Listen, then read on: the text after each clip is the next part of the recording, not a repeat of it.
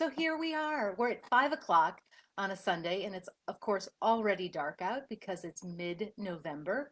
And I wanted to just chat. Today, we're going to be talking about memorabilia, keepsakes, all of those special things that people save. And I can't even tell you how much of the clutter I find in people's homes are these items. And it's because it's hard to make decisions on these things. They're emotionally charged.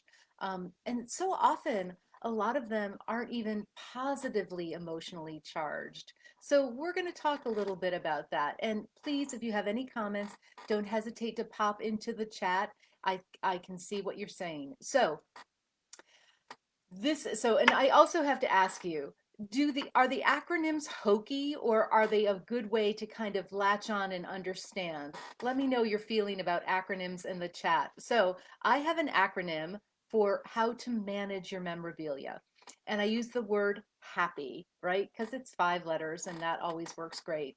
And it's happy, um, ample, photo, pieces, and year/your. So I'm going to go ahead and explain those things for you. And if you have any questions, don't hesitate to ask. So my first question for you when you're looking at the memorabilia is, does it give you a happy memory? Does it bring pleasant emotions? And this comes up because I had a client who came across a bunch of papers that had to do with her father. They had a very estranged relationship. There were letters and law papers, things of this nature that really upset her. And I was like, well, why are you saving them? And she said, because they were my father's and he's deceased. And I explained to her I didn't think that was a good enough reason. I understand saving things that give you pleasant, meaningful memories, but any kind of memorabilia that brings up negative emotions or bad associations, I'm going to give you permission right now to let it go. And I don't even care if it's valuable. Um, Heirloom furniture, artwork that you don't like, that just because it came to you from a relative that you didn't care for, now you have my permission. Let go of it, okay? So our first H for our happy acronym is the word happy. I want to make sure that it's really giving you pleasant feelings, okay? So um, my next word is ample. And the way I want you to think about this is it an ample reminder of the person or the event?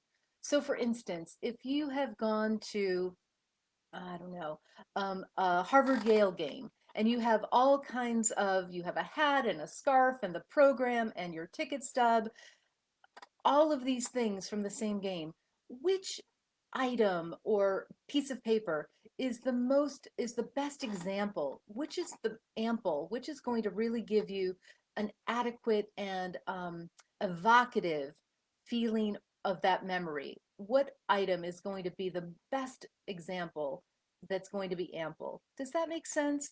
Um, you don't have to save everything, right? This is kind of where which is is best. So an example that I'll give from my life is I've saved letters and cards from my sister, both of my sisters, and one of my sisters is now deceased.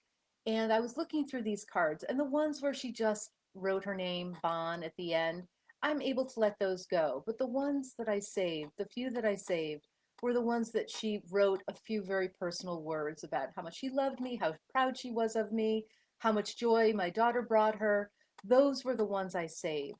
So they were very ample and very adequate and really good examples of the best um, thing to save. So you can't save it all, okay? You have to save what's ample. Okay, the next is P, and this P is for the word photo. And I want to ask you, will a photograph of this item suffice? So I had a client early in my career who inherited this huge, dark wood, Germanic, Gothic almost piece of furniture from her very, very beloved aunt. And her aunt had no children of her own. So it was a very special relationship the two of them had. But this piece of furniture was just almost comical in my client's very sleek, modern, minimalist, white and pale wood home. But she felt an obligation to it, and it was worth some money. So what we did is we had a professional photographer come and take a photograph of the piece of furniture with my client and a beautiful portrait photograph of her aunt on the piece of furniture. And after we had the lighting set up, she spent money on this professional photographer. That was enough ritual, I think, to honor that piece of furniture and have this beautiful photograph of the piece of furniture. And then she was able to let it go. And she actually sold it for quite a lot of money. And she knew that her aunt would prefer her to have the money than the piece of furniture, because that piece of furniture didn't represent her aunt. It was just something that was always in the dining room when they were together. So I want you to ask yourself if a photograph will represent it. I had another client who saved um, all of the dresses that she ever wore to prom, high school, college, any kind of formal. And this was perhaps sizes ago. She would never be able to wear these things again, and they certainly weren't stylish anymore. But those memories were really important to her.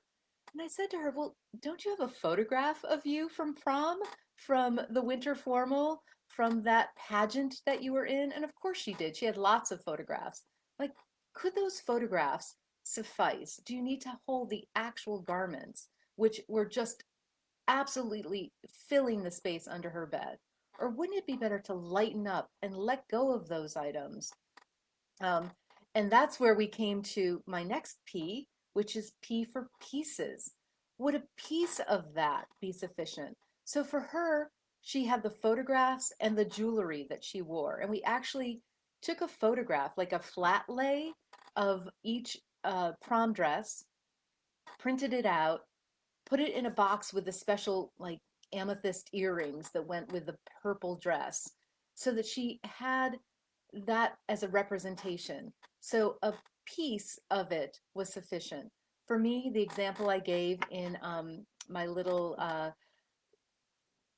commercial for this was the quilt. Oh, I should have brought it down. I have it upstairs. The quilt that I made from my beloved mother's clothing. And you have to understand, my mom never changed sizes. She was the same size human being from age 30 to 99, nearly 99 when she died, and she wore the same clothes over and over again.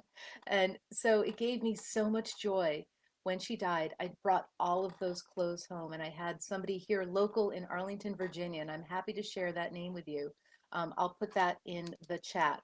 Um, I had somebody here in Arlington make a beautiful quilt for me and two for my sisters. And mine's a little bit more special because the border of my quilt is the fabric of the shirt that my husband wore the day my daughter was born.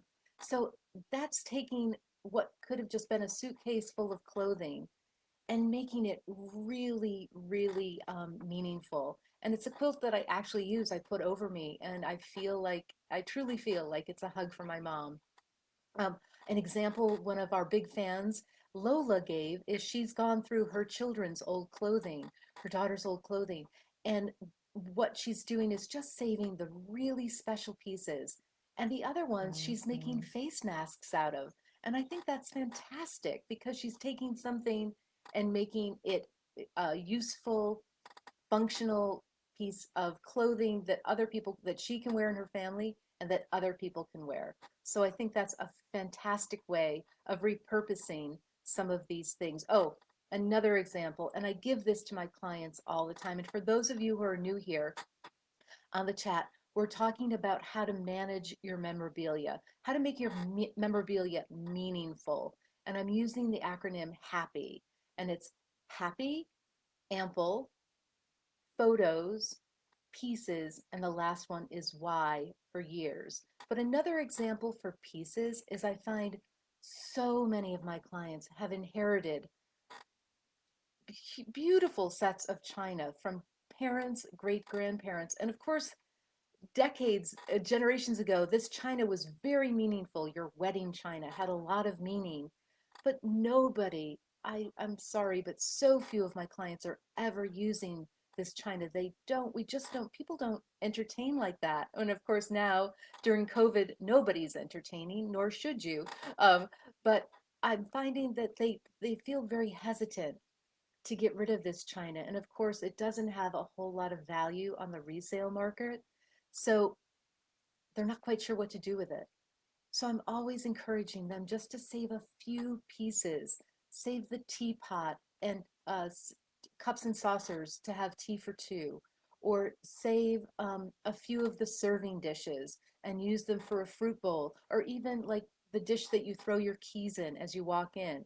You don't have to save the full 18 set of china or silver to honor your grandparents. You know that you loved them and they loved you. And perhaps you don't even have memories of them. You're saving them because your parents saved them. And I want to reassure you that your memorabilia is unique to you and no one else. So only save what really brings meaning to you. It has to be happy, it has to be ample. Will a photograph suffice? Will a piece of it suffice? A piece of fabric or a piece of the set? Again, I had a client who had a huge Lionel train collection, right? And they weren't ever going to pull this thing out of the box, but they felt guilty. Their grandfather had collected it painstakingly throughout decades, and they knew it was worth something. So I said, well, just save the one, I'm like, before you even open the box, which piece can you think of? Oh, they knew exactly. It was the piece that made the honk honk noise. I can't imagine if it was the engine or the caboose, but that was the piece that brought the memories. I'm like, save that one. Yeah, you're not selling a full set, but it doesn't matter. Okay. So I'm going to encourage you to just save pieces. And the last why is for um, Marisol says, how about using the China for every day? Amen, Marisol. If only everybody would use China for every day. And let's go back to that. People are like, well, it has to be hand washed. Well, who says? Just put it in the dishwasher. Maybe it will fade. Maybe all of the silver will fall off the sides, but who cares? I would love for people to honor china and silver and never save things for best or for good, because those days seldom, seldom come. So thank you, Marisol. I would agree. That's one of the best things you can do with any kind of inherited china. Um, I feel that the last why, because I don't want to keep you too long, is for year or your. And what I mean is that anything you save, especially paper memorabilia, letters, cards, newspaper clippings, photographs, please, please put the year on it.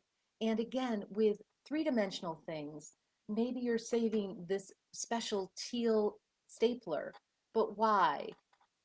For the for the generations that come after you, write down that that was a gift from my daughter to myself because teal was my favorite color in the year 2014. It doesn't matter what it is. It's so important to explain it and label it. Otherwise, future generations will never, ever understand. Okay? So, um, Lola says, some things are fabulous mounted as a museum artifact. Oh, Lola, I would love for you in the chat to tell us more about how people can honor things as if it was a museum artifact. So that means I feel that you have to acknowledge its history and or pedigree, or there's another word which doesn't come to mind, but it's kind of I'm sorry. It's you have to make sure that you understand all of its oh, I'm sorry, this word isn't coming to me. But yes, displaying things as if they were museum pieces, a curated collection, right? We don't need all of it, but just a small, I had a client who had a photograph of her father, his pipe, kind of the ashtray that he always used. It was one of those, you know, uh, dark gold kind of 70s thing. That was his favorite ashtray. And she just had those three items in a little tableau. And I thought that was beautiful. And it really honored um, his memory. And she'd pick up the pipe and smell it. It still smelled of the tobacco that he used. Providence. Thank you. Thank you all. That was the word I was looking for. I appreciate my friends in the chat, and I do really appreciate that you guys have joined me this afternoon. So I don't want to take up too much more of your time, but I did want to talk about having your memorabilia be meaningful. So use the acronym HAPPY. Does it make you happy? Is it ample? Would a photograph suffice? Would a piece of it suffice? And be sure to give it a year or the feeling of its history, providence, um, and all of those things. So I'm going to leave you ladies, and I think you're all ladies, but if there are any gentlemen, I don't mean to insult you. I'm going to call you friends. I'm going to leave you friends, and I really appreciate you spending a little bit of your Sunday afternoon with me. Please uh, invite your friends and neighbors to join us. I want to be a resource for you. I feel like I have, after 18 years of organizing, so much knowledge to share. So I want to share it with you. So I thank you for joining me, and I will answer one more question. When you have to store memorabilia, photos, clippings, ticket stubs, do I have a recommendation of how much to limit? Ooh, wonderful question, Paula. Yeah, well, I do. I feel that it really depends on your space. If you live in a studio apartment, you're going to have to be much more selective than if you live in a giant 6,000 square foot home. But anything you save too much of makes it less meaningful. And I've used this example all the time. When people are sorting their memorabilia, right? I don't even have to be looking at them. I can hear them. They'll be like, oh, uh, oh, and I say to them, save that one. That was the one that gave you that feeling of joy. You remember that moment you opened that card, the beautiful words they said. The other ones are nice, but that's the one that has meaning, right? Memorabilia speaks to our hearts, not our heads. And so I really want you to check in with that feeling that it gives you. And if it gives you this feeling like, ugh, well, please don't save that one. Life is too short to save negative emotions.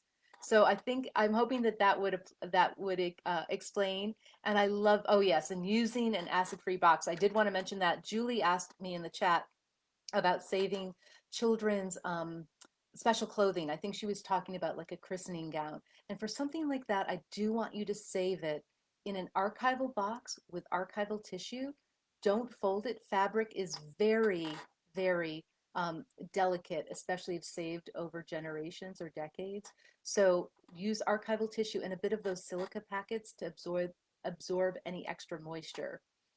Same thing with paper. Paper is very fragile. So if it's a really important piece of paper, it's worth getting some archival tissue or archival sleeves. They're not that expensive. If it's important to you, it's worth saving, you know, with all of the considerations. And acid free should be the other A because acid free is a key ingredient. I think that answers all the questions. I'm so glad you all joined me. Thank you so much. I'm C.Lee of Simplify You. Take care, everybody. Bye-bye.